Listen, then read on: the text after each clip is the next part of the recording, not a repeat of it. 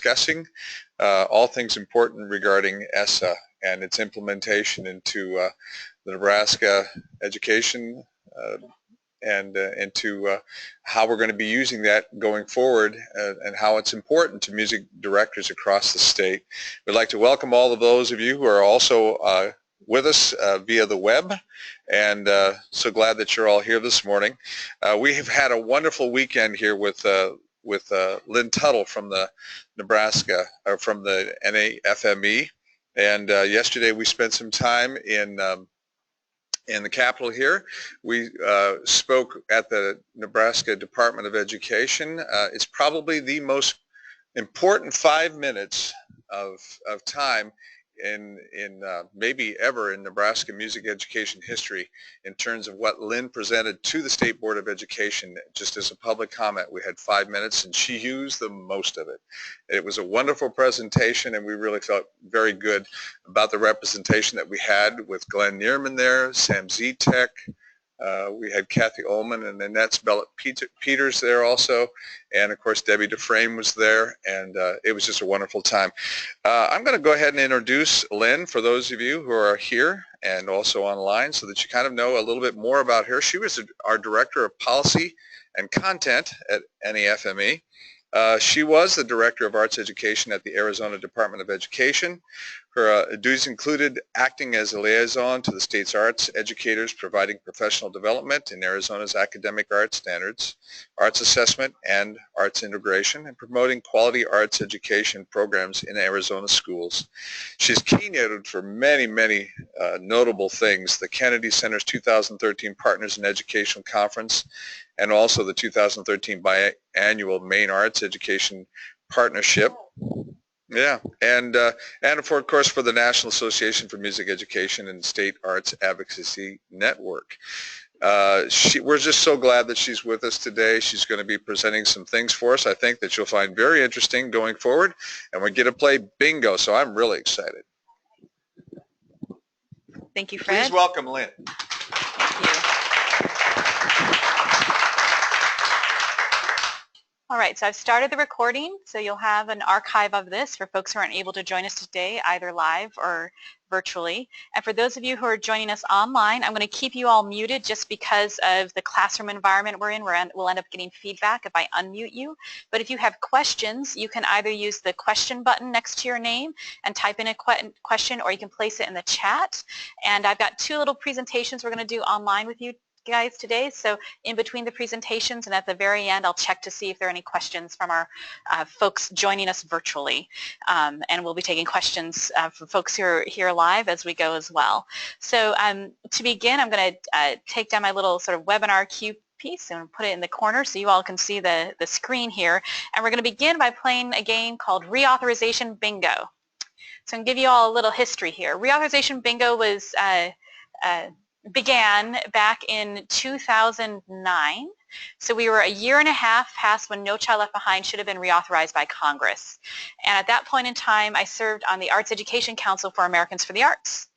And I was invited by Donna Collins from the great state of Ohio to present on No Child Left Behind for a pre-conference arts education gathering at the National Americans for the Arts Conference. And I said, yeah, I can do that. And she said, you have 20 minutes. And I said, I have 20 minutes to present on NCLB? I can't do that in 20 minutes. She said, you have 20 minutes.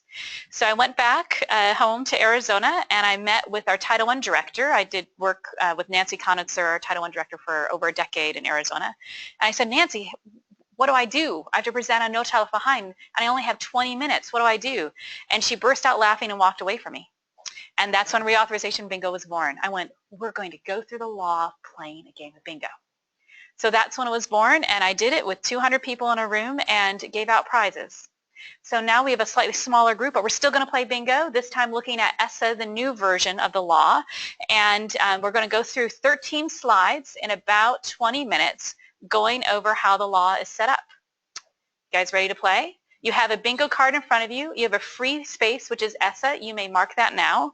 And you have to practice what to say when bingo occurs, because you're not going to shout out bingo if you get bingo. By the way, I do have prizes for the first 4 folks who get bingo. You're going to shout out reauthorization.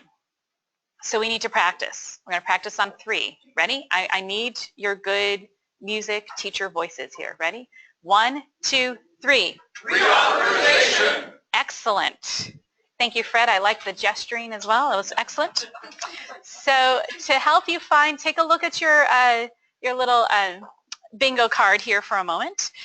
To help you play, get a look at some of those terms. You will see the terms, any term that should show up or might be possibly on your bingo card will be bold and in red on the slides. So I try to make it a fairly easy way to play. Bingo. You guys ready? We're going to go through ESSA in about 20 minutes. Fasten your seatbelts. Here we go. All right, so timeline for the implementation of ESSA. We are almost a year out from when the law was signed by President Obama, December 10th, 2015. In fact, this time last year, I was writing the other document sitting on your table, sort of opportunities for music educators within ESSA, because we got an early copy of the law around Thanksgiving.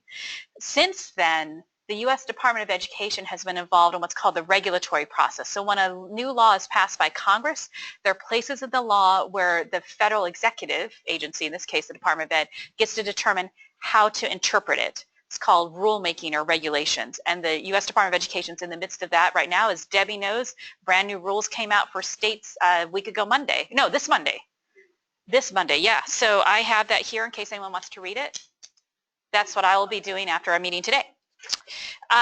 Starting last year and into this school year, states are starting to collect feedback from stakeholders about what they want to do with the law.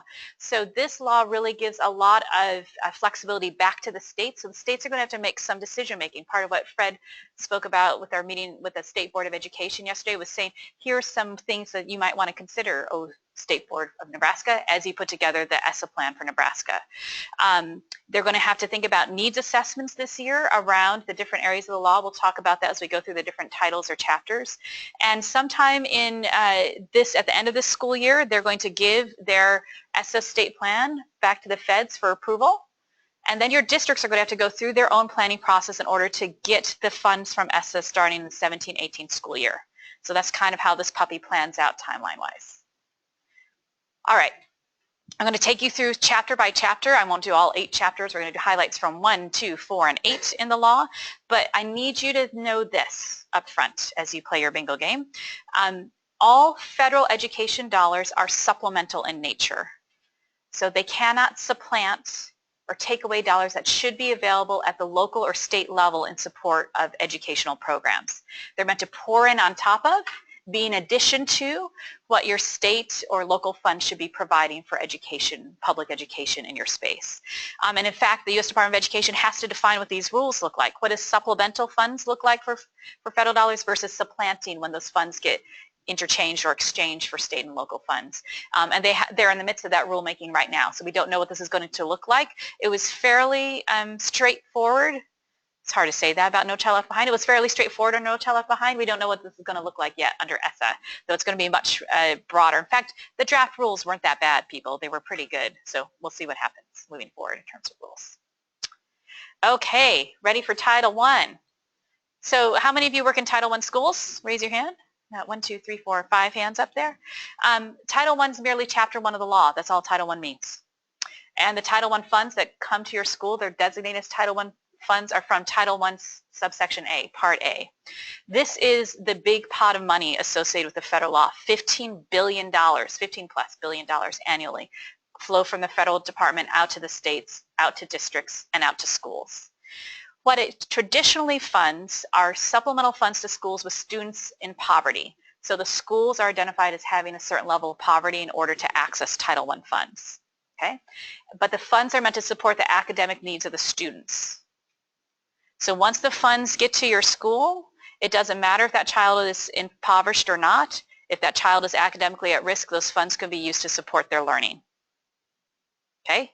By the way, if you guys figure that out and understand that about Title I, you're getting a lot more about Title I than a lot of even Title I district managers across the country, at least based on my experience in Arizona. All right. Historically, it funds reading, math interventions, and whole school reform. And in ESSA, school improvement grants, which had its own little chunk of change under No Child Left Behind, are subsumed under Title I. So the school improvement dollars move back over into Title I land. How the funds are distributed. This is really complex. This is normally where I fall asleep when I read the law. I can read about programmatic policy, but funding policy just is a snoozer, isn't it, Debbie? Yes, ma'am.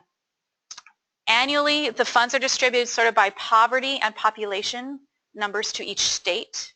And the state determines the population and poverty counts in districts and distributes to the districts.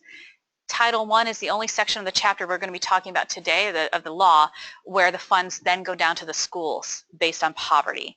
It's using U.S. Census poverty rates, which are different than free and reduced lunch counts, by the way, in terms of generating these dollars. And then the districts can allocate the funds, and they can either use U.S. Census poverty, several other things, including free and reduced lunch rates. So it depends on how the district wants to do that allocation then out to the schools. Does that make sense? You feeling Title I experts yet? You will after the next two slides. So Title I schools, are you guys playing bingo? Come on. I want to see. All right, thank you. There are two types of Title I schools, school-wide Title I schools and targeted assistance schools. We're going to start with school-wide schools. School-wide schools embrace whole school reform to benefit all students living in a high poverty school area. Normally, woohoo! All right. Got to have fun with policy and law, folks. So you get your choice of non-regulatory guidance either on early learning under ESSA or on Title IV. Would you like early learning or block grants of Title IV? All right. Thank you. You got to be excited. It's guidance, people. Non-regulatory guidance. It's where it's at. Right, Debbie? It's powerful stuff. It's good stuff. I know. That's right. You're welcome, honey. So, school-wide schools embrace whole school reform, and they must create a school-wide plan. They must write out what they're going to do for whole school reform and how all of these pieces get involved, which include music and the arts, but specific pieces, parental community engagement, what the school reform strategy is going to be, what does the scaffolding look like for students entering that school and leaving the school, so pre-K through post-secondary, right? And teachers can be included and must be included in the creation of that school-wide plan.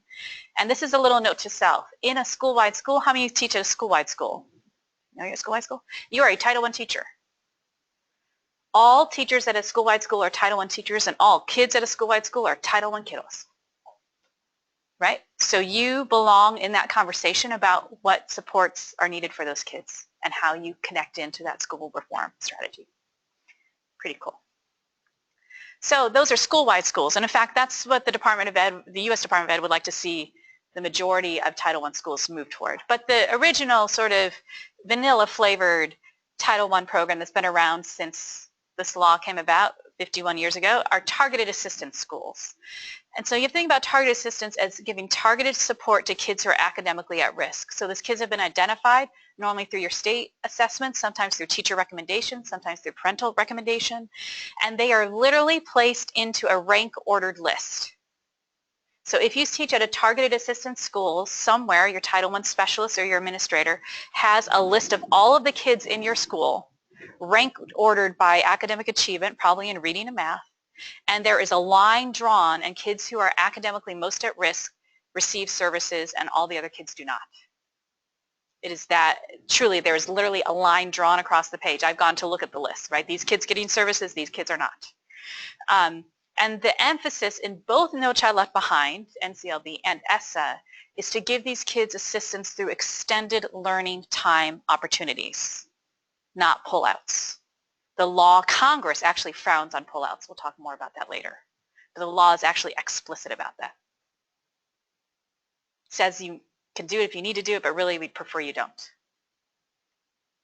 All right, one final slide for Title I, then we'll move on. Accountability systems, our friends, right, live here in Chapter 1 of ESSA, or of the ESEA Act, right? So what's different from No Child Left Behind, where the accountability system was determined at the federal level, under ESSA, states now get to devise their own accountability systems. There are a couple things they still have to do. They still have to do pretty much annual testing of kids in reading and math and report that. They must do graduation rates reporting. They must do percent tested reporting. They must do growth of English language learners, all of which existed under No Child Left Behind. But what's fascinating here is there's an additional measure that gets to be defined by the states, right? That's new. So the states get to define at least one additional measure, they can do more, for the state accountability system. We'll talk more about what those opportunities might look like for music and arts education, but that's new. That's giving a lot more flexibility than we saw with AYP, Adequate Yearly Progress, under No Child Left Behind. All right, you feeling done and expert on Chapter 1, Title 1 of ESSA? All right, we're off to Title 2A. Reauthorization. Woohoo! Thank you, Fred. I like the enthusiasm. Early learning or Title 4? Title 4. Ah, good man. All right, we've got one each left, people. Hope you're still playing. All right, Title II focuses on professional development. The official title is Preparing, Training, and Recruiting High-Quality Teachers, Principals, and Other School Leaders. So traditionally under No Child Left Behind, this funded professional development, it still does moving forward, but this is kind of the chapter of the law this time around that I think of as it's everything and the kitchen sink, because there are 21 fundable activities at the state level and 16 fundable at the district level, all relating to educators, right, the adults involved in the system, but you can pretty much fund just about anything out of this law attached to the teachers. Most districts are still going to play this with professional development being the emphasis, because it's the one pot is sort of designating professional development funds, but they could use it in other ways, building teacher evaluation systems, figuring out how to better evaluate, effective teaching, all sorts of things that they can do.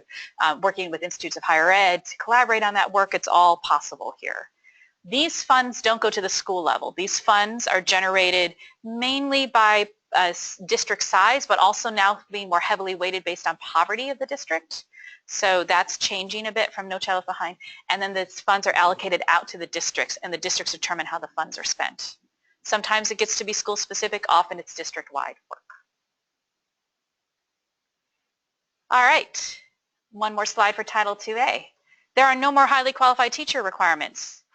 That went away as No Child Left Behind sunsetted on July 31st. Teachers still must, in Title I schools, meet state certification or qualification requirements. However, Nebraska defines that.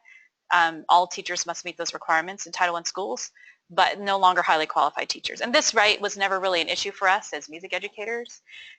People used to panic about it when No Child Left Behind. Am I going to be a highly qualified music educator? I'm like, how many content hours do you have in music? And everyone's like 165. And I said, yeah, you're good, right? It was 24. I mean, most music educators met the content requirement at the end of their freshman year. Not that hard.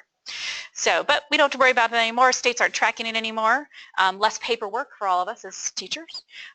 Professional development still fundable under Title IIA. There's a real emphasis here on ongoing job-embedded professional development.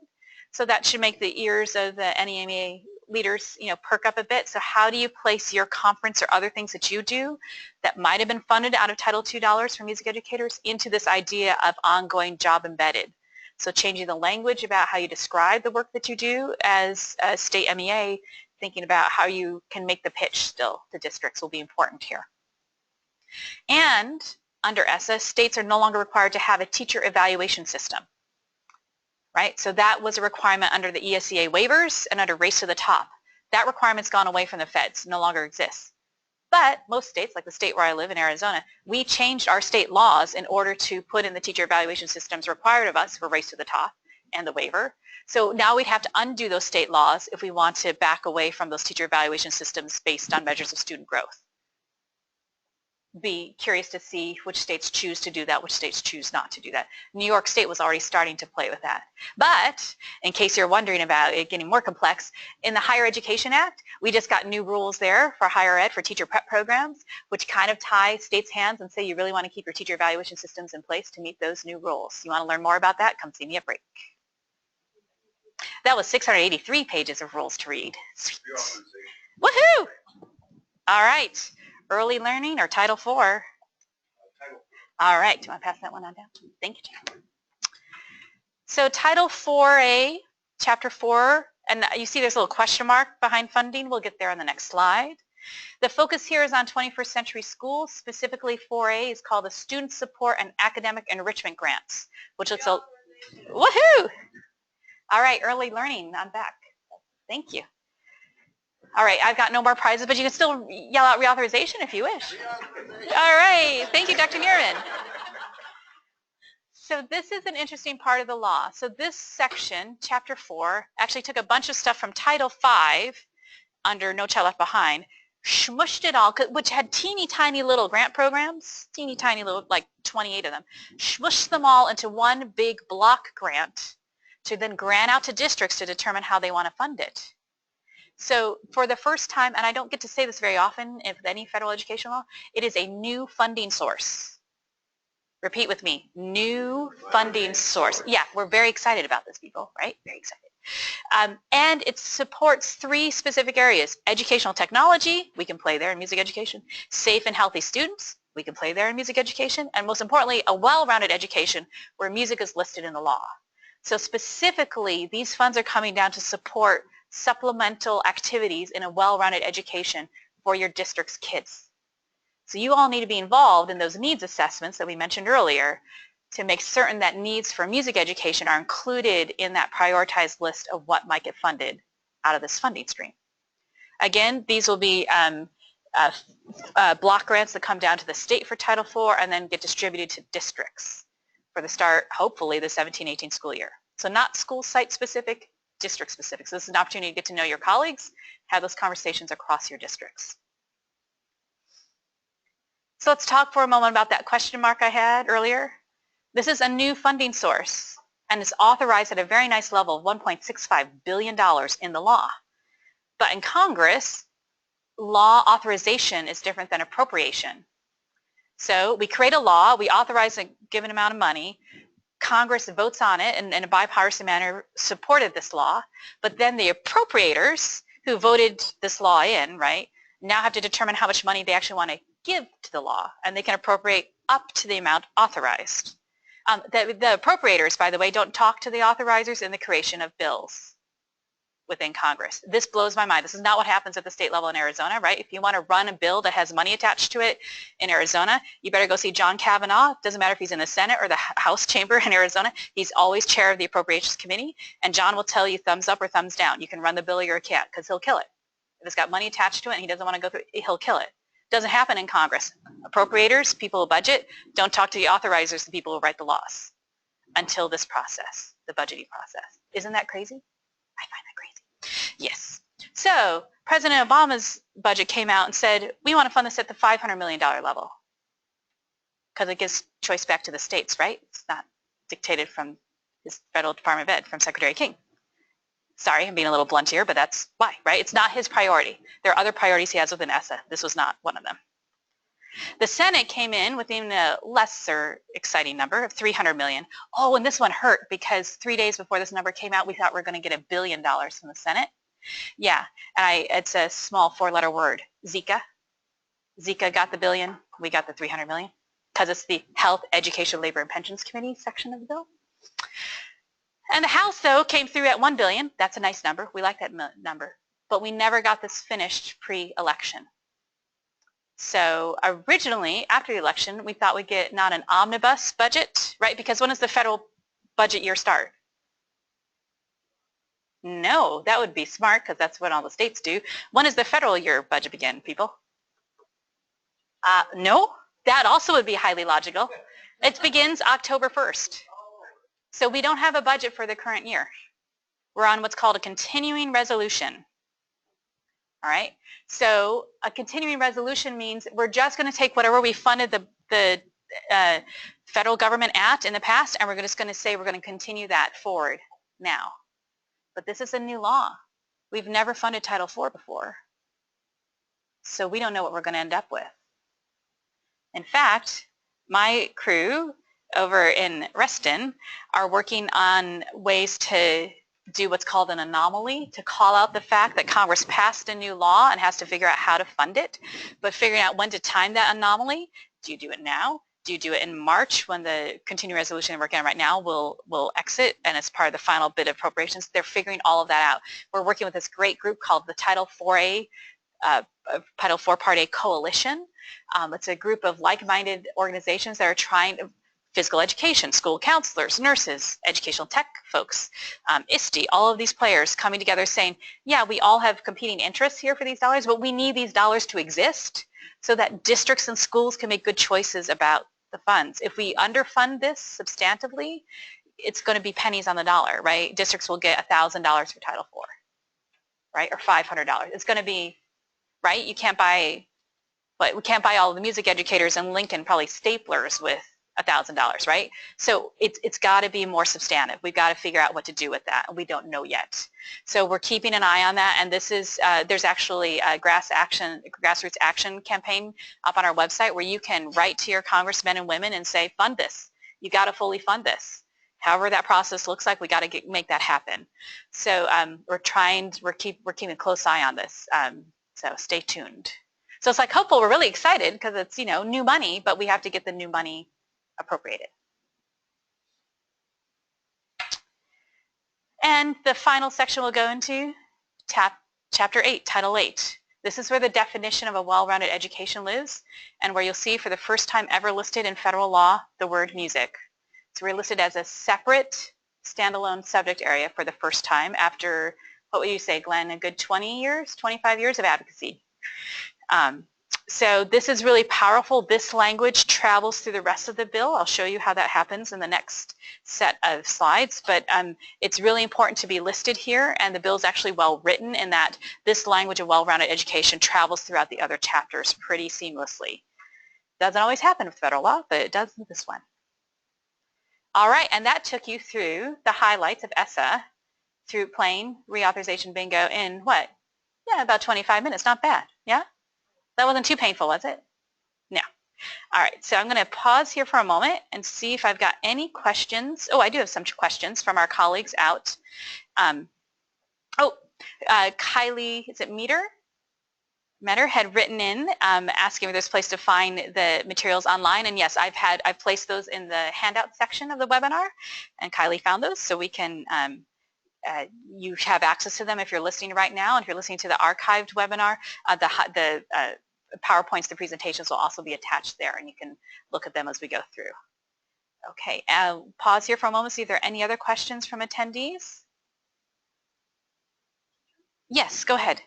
So the gifts that you gave out, are those online? Or do Ah. you just have the sore losers? Oh, excellent question from Debbie Dufresne. The gifts that I gave out, the guidance for early learning and for Title IV Part A grants, yes, those are available online. I'll make certain they're part of the archived pieces that go out to Annette, so you guys can access those as well. Trying to think if you can get to I know you can get to the Title IV Part A on the NAFME website. I haven't written our analysis yet of the early learning guidance, so that's not up yet on our website, but I'll get those materials to Annette, so we'll make sure you guys have this. Good question. Other questions from folks in the room? Are you feeling very knowledgeable now? Soaking in ESSA? All right. Are you guys okay to move on to another brief presentation where we'll actually talk about music education and ESSA? Is that all right? Okay. Hang in there online, folks, and we'll switch out the presentation here. By changing, I would like to know when you think there will be funding, when you will get back funding for A. When will they get back to thinking about funding for A? So this is from Dr. Neerman. When will we know what's happening with those allocations? My sense from Ronnie, who's been the one closely watching this, Ronnie Lau from the policy shop at NAFME, we really won't know until March. So a continuing resolution is getting pushed through right now to continue to fund the federal government based on how it was funded last year. It looks like that CR, continuing resolution, will last through March, which is not unusual with a new administration coming if they're going to do a CR, to give that administration time to get sort of its sea legs, so to speak, get ready and get moving, and also new congressmen and women, right? And then we've got to figure out how to play the anomaly game in March. So the conversation this week, Dr. Neerman, was about do we do an anomaly now or later? And the staffers on the Hill told us, you wait. You'll be more effective if you wait. That doesn't mean that we don't send letters now saying you should fully fund Title IV. We do that, but we don't actually work on the language around the anomaly and ask for that until later in the process. So we probably won't know until March, April, May. This probably won't be in play when we're on the at the Capitol for our Hill Day in June. This stuff should be done by then.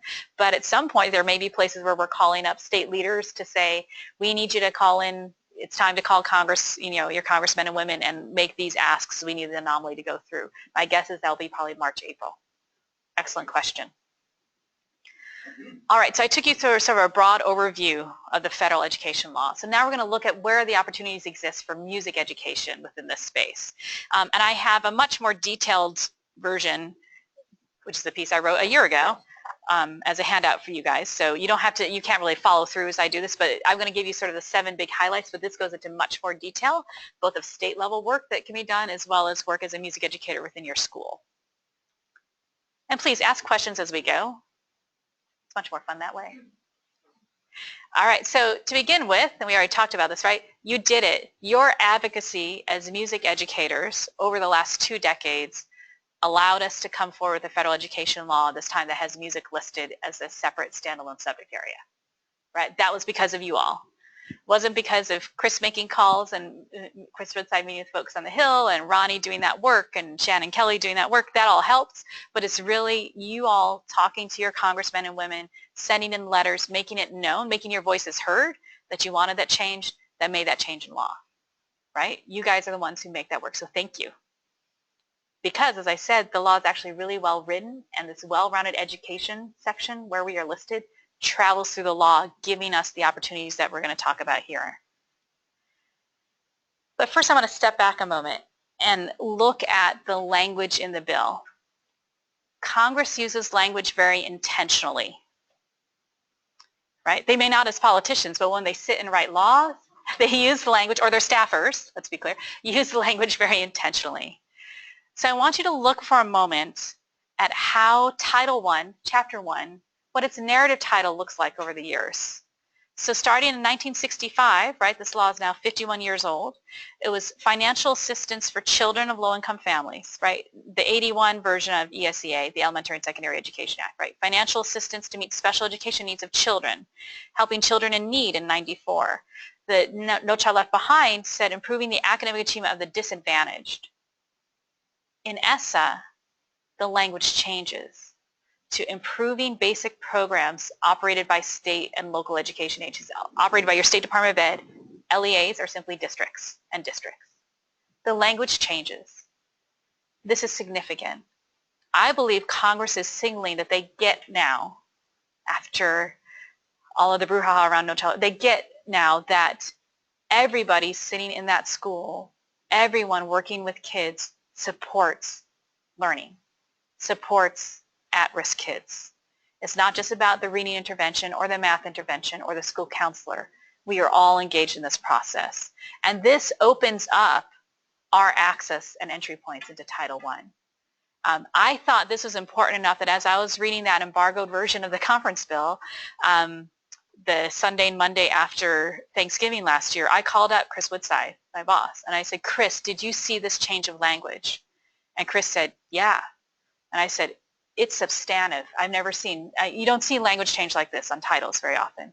He said, no. He said, it's big. I said, yeah, it's big. And we even talked to staffers in January this year at the U.S. Department of Education who oversee this section of the law. Patrick Rooney works with state support on Title I. And he said, yeah, we just noticed that change. That is pretty big, right? It's substantive. And we need to remind the U.S. Department of Education there, remind our state ed leaders that this change of language is here.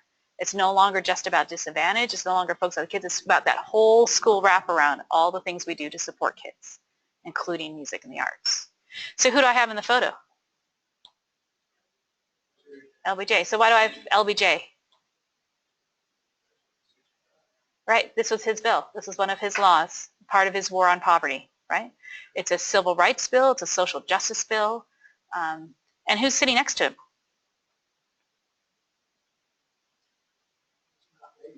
It's not Lady Bird. She's too tall to be Lady Bird, isn't she? Lady Bird is very small. Lady Bird Johnson. Who? Do you know? It is Kate Dietrich Loney. This was one of his classroom teachers where he grew up in the hill country of Texas.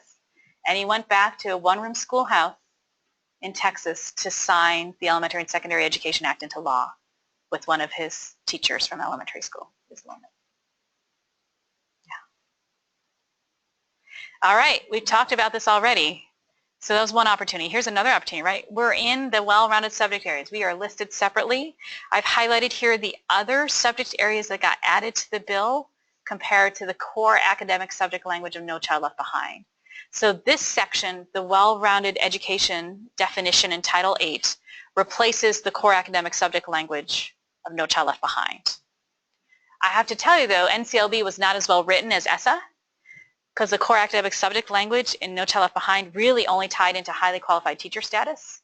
It did not carry through the rest of the law. Well-rounded education definition here in ESSA carries through the rest of the law. I'm going to show you how that works here in a moment. And I love this, right? It's providing all students access to an enriched curriculum and an educational experience, right? That we are part about having kids having access to what we do. Again, it's written into the definition of a well-rounded education. All right, so remember the Title IV guidance I gave out? Title IV really is my favorite part of the law, right? Because it is new federal funding, a new opportunity for federal funding. So how's it going to work, right? If we get past continuing resolution, if we get the anomaly in place, if we get this thing well funded, how does it play out? It plays out the same way that funding plays out for federal ed funds, right? First, districts and schools will have a conversation about assessing the needs for a well-rounded education, including music education. So you all can be part of that conversation. Lance, sitting as a district music supervisor, arts supervisor, right? You should be at that table as you have a conversation about this. Dr. Nierman likes to point out that we've got a great tool from NAFME to help you do this for music education called the Opportunities to Learn Standards, where you can go through and think about the resources that should be available to offer a high-quality music education and the resources you currently have available, and you can sort of, with a nationally normed reference checklist, come up with the things that you might need to build your program and to make it a more effective program. So you all need to think about how you want to do that as music educators, and then how you're going to connect into that well-rounded educational needs assessment, bigger than music, all of those subject areas, that will be occurring within your school district. That work might be starting now and in the spring, might occur in the summer, might occur early in the fall. From there, the district will create a plan on how they're going to address those needs that get raised up to the top through this needs assessment process. And then the district will apply for their Title IV funds. So they get an allocation that the state will say. So in Arizona, I did this work for Tucson Unified School District when I started the Department of Ed. And an allocation would go out to Tucson Unified, and we'd say for Title IV, if it was fully funded, they'd probably get $2.3 million for Tucson to play with. But Tucson would have to write that plan and come back and fill out an application to me at the State Department of Ed that I would approve. I'd have to see that their plan met the intent of the federal law. That was my job. Okay, and so Debbie will have colleagues doing that in the Nebraska Department of Education next fall. So needs assessment, plan writing, filling out a fiscal application to say how that plan is going to be funded by the Title IV funds, getting approved by the state, and then implementing that plan, putting those resources into play within your school district. And then, of course, assessing whether or not it made a change. And that's the cycle that will occur year after year for Title IV. P.S. It's the same cycle for Title I and for Title II. Right? But you all this time get to insert yourself into the process early, I hope. Lance, have you guys started any of this work yet? Cool. If you've got examples of what that's looking like, that might be useful to share. We actually started last spring in the Opportunity to Learn Standards. We're working through some of the high school people this fall. We're going to wrap up this month, actually. Great. So Lance Nielsen from Lincoln was saying that they've began an Opportunities to Learn review of all of the programs, which began last spring with high school. They're wrapping up with elementary and middle school currently, and then that will inform what needs he brings forward to the district leadership for Title IV funding in music education. Thanks. I'm just repeating in case they can't hear for the recording. All right. So remember Title I, this is the big pot of funds. Regardless of what happens to Title IV funding, Title I will be funded. Title I will be funded, and it will be funded about the same level. There won't be new Title I funds, however. So if you're interested in inserting yourself in a conversation about Title I funding in your school, you're going to have to be very polite and ask good questions and invite yourself to the table and realize that there aren't new funds and that things have probably been funded the same way out of Title I funds at your school for a really long time, right? But if we're still getting the same outcomes from that funding, perhaps we should ask questions about maybe new things to think about in terms of Title I funding, and that's how you get to invite yourself into the conversation. And the law invites you in. The law specifically invites you in two ways. The first is the school-wide Title I schools, right? The schools that have embraced whole school reform. For the first time, Congress wrote into the law that in that school-wide plan, schools should address well-rounded education. We've never seen that language before. They don't have to, but it says you may. It should be included in there, right? So even if you're not funded out of Title I, you can say, let's talk about our music and arts offerings as part of our school-wide plan. Let's get it written in there. So you're part of the conversation with folks making planning changes and decisions at your school, right? You probably, most music educators I know are never at these tables drawing up these school-wide plans. Invite yourself in. Say, I can write this section for you on well-rounded education. I can help you do that. And then, right, once it's written in, it might be easier to get funded through the school-wide funds. Because anything that's written in the plan might be fundable out of Title I funds. Lots of mights in there, and mays, but it's possible. So that was interesting to see well-rounded education, that definition, carry forward into Title I here. Again, the place that shocked me, where I called up Chris Woodside and said, I can't believe it's here, is in the targeted assistance section. So really, targeted assistance Title I schools, those targeted dollars, not as many dollars normally because it's a school of less poverty often, those dollars are going to help the kids academically at risk get supplemental services, additional reading support, additional math support, right? It's very targeted. The kids are targeted and the support's been targeted until now. Now it says those same targeted kids can get additional supplemental support in well-rounded education. We got written into that section of the law too, right? But what does that mean? So this is not about increasing access necessarily for all kids. It's about those targeted kids who are identified in your school. What could you do as music educators to help them achieve? What would we do in the music room for those kids? Is it additional music instruction? Is it something that looks different when they're in the classroom with us? I don't know what this looks like yet, but it's an interesting place to be innovative and to think strategically about how you could partner, right? It's very interesting. And I like these so much I gave them check marks.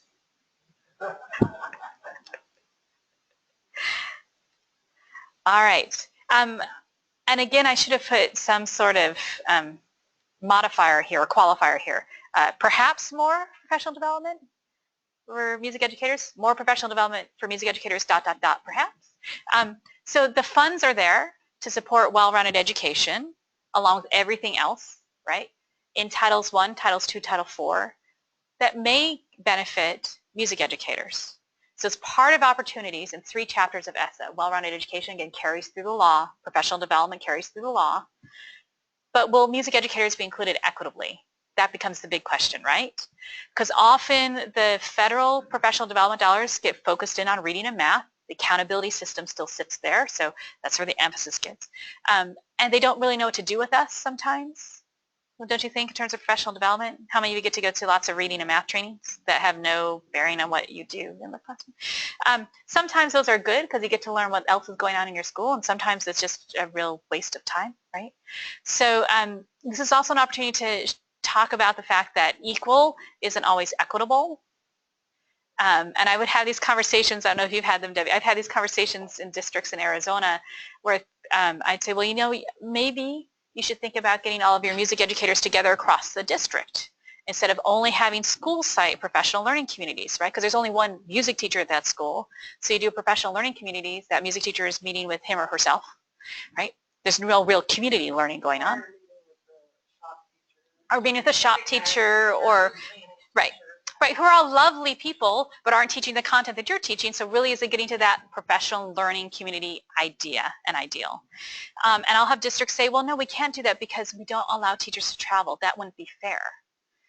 I say, it's not fair that they don't get to meet with their same content people. I mean, you got to think about it from the intent of the professional development moment, right?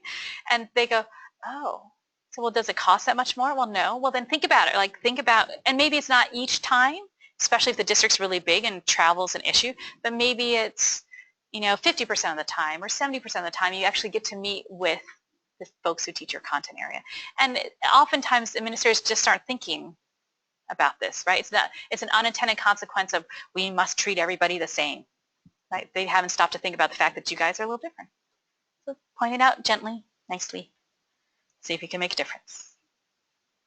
And then when you need someone to be grouchy about it, right, you call Debbie. Yeah, that's right. That's what I used to do all the time, yeah. All right.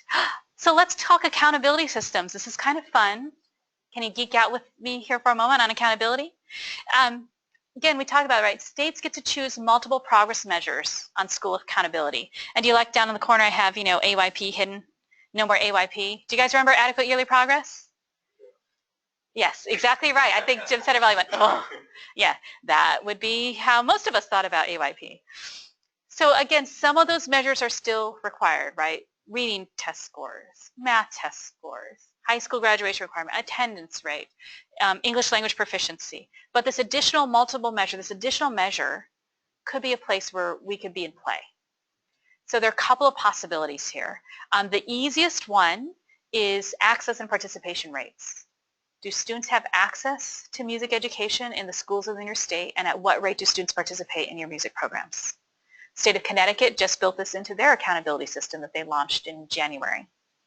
New Jersey has that as part of their state report card system. Arizona, we've been kind of in a Don Quixote-esque move, been trying to get this as part of the accountability system and the ESSA conversations. It's not going anywhere. I just saw an email about that this morning. But it is going to be part of the state report card system for the first time. And that's not bad. We've been wanting that in Arizona for 15 years. So you may not make it into the state accountability system for ESSA, but you might get, by pushing there, you might get it someplace else in the system. And what a great opportunity of transparency, of saying to parents what's available, what's not available, and to figure out where professional development might be needed as a state MEA, where support might be needed, where additional music educators might be needed, or different ways to think about music delivery, especially in a state with lots of rural pockets, right? So that's kind of interesting. Another one, a favorite of Dr. Neerman, I know, are the non-cognitive measures.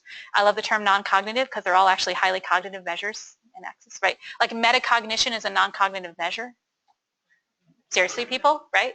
Anyway, perseverance, self-efficacy, collaboration, these are all things we foster in our music classrooms. We have the research to show that this is part of what we do as music educators with our students in the making and performing of music.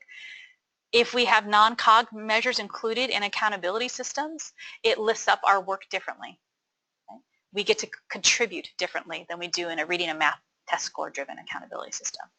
So again, think about ways to work with your Nebraska Department of Education and with your state board. These are a couple of things we brought to the attention of the state board at our meeting yesterday, at their meeting yesterday, where we got to give testimony. So where do you want to play? What might work? What might they be interested in?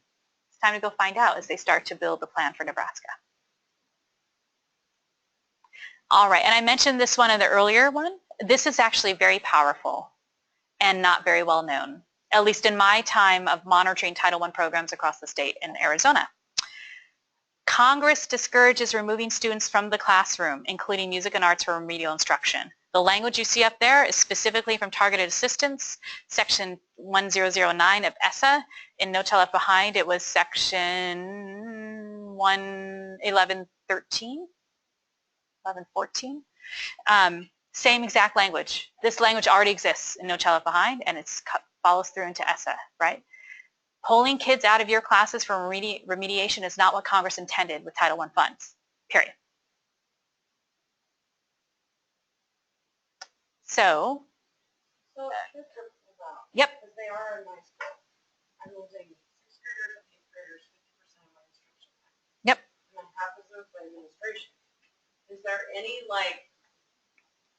kickback saying if this is happening, this will happen, or right. anything like that? Is there anything in that Title I that says if the kids are being pulled out, this is going to happen to your funding or right. to your school? So Glenda's asking a great question. This is occurring in her school right now. 6th graders and 8th graders are missing out on 50% of their instructional time because they're pulled out for remediation. So is there a consequence? So if you bring this to your administrator's attention and say, this is what Congress says, don't pull them out. We prefer you don't pull them out. Is there any consequence if they do? So the short answer is no, there's no consequence. But most administrators don't want to go against the intent of Congress. right? This isn't the Federal Department of Education. This isn't, right, the State Department. This is Congress saying we don't think this is good for kids, right? So then the question becomes, what else can we share with the administrator as workarounds? And I think about this is especially important to think creatively in rural schools, right? Because one of the things that Congress says is, well, you can extend the learning day. Kids can come earlier to school, kids can stay later after school, kids can come on the weekends. And in a rural space where kids are getting bused an hour and a half to school, which is like where I grew up in upstate New York, that's not that easy, right? It's hard to get kids there. And even in urban settings, it can be hard to get kids to school outside of the normal regular school day. So then we need to be creative about solutions, right? Like, I don't, how many of you, if you are instrumental teachers, do you do small group lessons where you see kids outside of your normal band or orchestra time, right? And do you pull them from the same class every time? No, we probably do a rotation, right? So could we do a rotation for remediation? So they miss music, maybe they have to miss music, but maybe it's once every 5 to 6 weeks because they're going to rotate through the periods of the day, right? That makes it a lot harder for that math specialist who's used to seeing the kids at the same time, third period every day, Monday through Friday. But it's not about what's good for the adults in the room, it's about what's good for kids. And sometimes we have to remind the system that it's not about what's good for us as the adults, it's about what's good for kids. Right, so a rotational schedule. Could your schedule shift so that you're teaching that group at a different time of the day if we can't get the reading specialist schedule to change, right? So just think creatively, right? We talk about the fact that we help create creativity in our kids. It's our time to step forward as creative music educators and think creatively about schedule possibilities. Like just start opening up this conversation. What might this look like? What could this look like? What could we do that would make it better for kids so they get the full, well-rounded education that Congress intended, right? And I'll share with you one story from monitoring a charter school in Arizona. Very amazing charter school that had gone from being a D-level school to a high B-level school in terms of their state report card rating in 3 years. They did some really good work with those kids. They were very proud of it. They saw themselves as a model. But you know what? All of their 8th grade students who are in remediation, which is about 75% of their 8th grade, right, weren't getting music, art, or PE. Can you imagine not letting 8th grade boys get PE? I mean, that's a disaster, right? And that specialist that I saw, the instructional specialist, she said, they were so upset to be missing out on these classes that I literally couldn't teach them for the first 10 weeks of school. I was just dealing with the fact that they were so angry that they were coming to see me, right? So I went back to the administrators who were very proud of the model school that they had, and I said, you're a model, but you're not a model here. Let's go look and see what the law says. And they got all huffy. Well, but, and I said, let's look at what the law says. So what could you do to help kids out, right? These kids are saying to the interventionist, their specialist teacher, and I think it was reading, that they don't want to be here because they're missing out on these classes. What can we do to help them? So that they both get the reading, the supplemental reading, and they get these classes. What could that look like? And it took them a while to hear me, but they did finally hear me, and they started talking about what they could do with the schedule. What could they do to switch it up? And the teacher was very willing to do that work because she'd seen how it impacted the kids. She was out there advocating for them as well. So it can be done. Yes, Ms. Debbie? Does the wording allow for interpretation on 12 to be also targeted assistance, high ability learners, counseling groups? Oh, good questions. Because that is also. Mm-hmm. So Debbie's asking if the language is could be interpreted for high ability learners, for school, for counseling, kids getting counseling, other places where kids may get pulled out of our music and arts classes. And I would say probably not, because this is very specific to targeted Title I services for academically at-risk kids. That's where it lives in the law. However, obviously the intent is very clear here that a full and well-rounded education, the regular instructional day, should be for all kids. So I think you can say, no, the law itself doesn't say that, but you can spin it, right? You can have that conversation. This is clearly the intent. We know this is what's good for kids, so let's think about how we schedule these additional learning moments or counseling moments for kids. Lance. Along with that, as music people, we know it says for remedial instruction, pull out. But I know some administrators see the word pull out. And they think. We do lesson groups, and we all them pull out. Right. Where we run into Right. So A, you may want to call them something different. exactly. And, oh, so I'm going to repeat for our folks on meeting virtually. What about how does this impact us who teach music, and maybe those individualized lessons or small group lessons are called pullouts? Will this impact us, saying there's protection from pullouts and stop that work for us as music educators? So my first suggestion back, right, is let's change the name of what we're doing with that supplemental instruction and not call it pullouts anymore. That's the easiest way to fix that. And secondly, note, right, this is the sectional law dealing with academically at-risk kids through targeted assistance programs. So you're not covered in the sectional law. You're not providing those additional pullouts by getting funded through Title I. So no, it doesn't directly impact what's going on in music ed. But if we just call it something else, I think it will help clear the air. Other questions? You're not at a Title I school, you really can't use this. Dr. Neerman says, well, if you're not at a Title I school, you can't really use this language of protection from pullouts then. And the answer is yes, you can't, right, because it's specific for Title I. But again, you can share the intent of Congress, right, that's supplemental instruction. What's good for kids? We want kids to have access, right? We're offering music in our schools because we believe it's important for our kids. It's important for all of our kids. And if it's important for all of our kids, then how do we build a schedule that makes that happen? Right, and you can, and those of you on the research side of the world know that there's a boatload of research that shows that academically at-risk kids need music perhaps even more than all other kids. So why on earth are we pulling them out of the classes that might help them connect to school, stay in school, and achieve? Seems a little backwards to me. All right. But that's also what that push, that No Child Left Behind accountability drill and kill push forced administrators to think like, right? Because that they were just trying to make AYP. So we need to remind them they no longer have to do that anymore, right? It's time to think differently. Or think the way that they probably wanted to think as administrator originally when they took on those roles. All right, and that's just where you can find additional information. That's the little bit.ly link to our Everything ESSA webpage. We continue to come out with information on the updated rules and guidance, and you can always, of course, email me if you have questions. I want to see if we've got questions for folks online. I can pull this on up. Yes, I do have some questions here.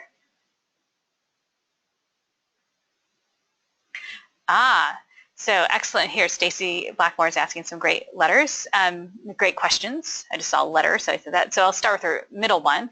Is there any research showing data for those students being pulled out of music class demonstrating a positive or negative correlation resulting from diminished music education? Off the top of my head, I don't know of any studies that specifically look at pullouts. What? Ed Cavet, Dr. Neerman says, has some studies. So I'll get that reference from Dr. Neerman, and we'll include it in the resources that get mailed out after today. So normally we see the opposite. We'll see the positive results, right, of additional music instruction or musical intervention. But this is one where you're seeing that deficit moment. So that's pretty interesting. You want to speak to that? It just showed that the pulling out of students from music class did not hurt their achievement in math. So this is right. So it's another positive spin. The idea of pulling kids out, we're going to have to call it something else, right? Yeah. The supplemental small group instruction that music students got by maybe being pulled out of reading and math did not hurt their reading and math test score. So additional music instruction, less time on task in math and reading classes didn't hurt them in terms of their productivity and achievement in math and reading. We could go into a whole, like, there's so much interesting things you could do with that, like what's actually going on in the reading and math classroom that the kids don't need, but we'll just leave that. Can you hear the interesting conversations I'm having with my third grade teacher right now for my third grade son? Yes, yes, yes. All right. We hear constantly that research tells us where can we find these materials, and do we have some links on the NAFME site? Yes, we have still up the Broader Minded website that has some of these research things. I'm working with Dr. Neerman to get that updated, hopefully over the course of this school year, maybe into the summer. And then I'm working on, knocking on wood that I'll get to this in December, it's December now, right, people? I should be working on this starting next week. Non-cognitive toolkit. Well, we'll go through some of the dispositions and look at some of the research that exists around how music influences things like self-efficacy and perseverance and collaboration, and start to get that into your hands. So I'm trying to get that done in December. Yep, okay, I should start that next week. Yes. So, is there a form letter we can use to get started to send to our legislators? And since I can't put her on live, I'm not certain for what area. So yes, I will send you the link for to write to Congress, which is a form letter saying fully fund Title IV. So we can show you how to do that through the Grassroots Action campaign, so that I can get you guys after this webinar, and that's up on the NEFME website. Is there anything we can use here in the state of Nebraska? Maybe like something to encourage others to here in the state? So are there things that we can use in the state? A different interpretation of Stacy's question, and a very good one, thank you. Things that we should be doing with the legislators here in the state. So most of the ESSA work, as we heard from the governor's policy staffer yesterday afternoon, most of the work around ESSA is going to live with the Nebraska State Board of Education and the Department of Education. So staying in touch with Debbie, figuring out when the stakeholder meetings will be around the state, and those will start probably after the holidays, start of the new year, making sure that music educators are recognized. You can use the talking points that I developed for the state board yesterday. Those are distributed, and your NMEA leadership has those. You can use those as well to talk to legislators. And you guys are blessed with a very friendly State Board of Education at this moment in time, and a very fine arts and music supportive State Board of Education. So you want to circle back to them, maybe even monthly, reminding them about your asks around ESSA state plans, what you think you should be included, asking them what progress they're making, asking them what they're thinking about, trying to get them on record that they're going to be music friendly. And that's the work of probably the next 6 months. Debbie, do you have any other suggestions? I'm wondering if, I think it was 2.5 weeks ago, 3 weeks ago, when I sent each of the professional organizations, so the art, the music, the dance instructors, the theater folks, the links from MEE to mail in your thoughts. Mm-hmm. I'm wondering if it would be helpful for those groups to either resend those or link the email as part of this webinar. Yes. I can do a resend on that. That would be great. So Debbie's going to resend the place where you can send in via email or snail mail comments for ESSA, and again we can connect that to what we did as comments from NMEA to the state board, so that you have some talking points, and you can pull out one of those or use all of them and send them in, or your own language based on this learning today, in terms of support of music and arts within the creation of the state plan for ESSA for Nebraska. And another thing they're asking for in addition to the email is, are you interested in hosting a question site? Lovely. So, Debbie, and it's Debbie Dufresne from the Nebraska Department of Education. It's a question that we just got from Stacy for your last name, is Debbie. Is not only are they looking for input, but also for sites to host. So if you think your school would be interested in hosting one of these stakeholder meetings across the state for the Department of Ed, please let Debbie know. And then again, we can have music educators hosting these meetings. That would be pretty darn cool, wouldn't it? Great suggestion. It's awesome. And then saying here from David City and Bellwood Elementary that the principals that she works with understand that pulling our kids out of band class doesn't hurt the kids, which is awesome. So they get additional instructional time, right, which just strengthens your music program. So awesome. And it's always good to know of principals who understand this, because often it's useful to have them talk to other principals who may not get it yet. So thank you for sharing. Any other questions from folks here in the room? I'm going to double check. I don't have any in the chat. I think we went through all the questions on the webinar. All right, so what I'm going to do now is I'm just going to end the webinar section of the recording of the session. So thank you all for hanging out with us for about an hour online, and then we'll make this an archived recording as well for future use. And then we'll take a little break here for about 5 minutes in the room, and then we'll come back together and talk about other things that you may be looking at in terms of advocacy needs here in Nebraska. So thanks, everyone. Take a break, those in the room, and I'll stop the recording.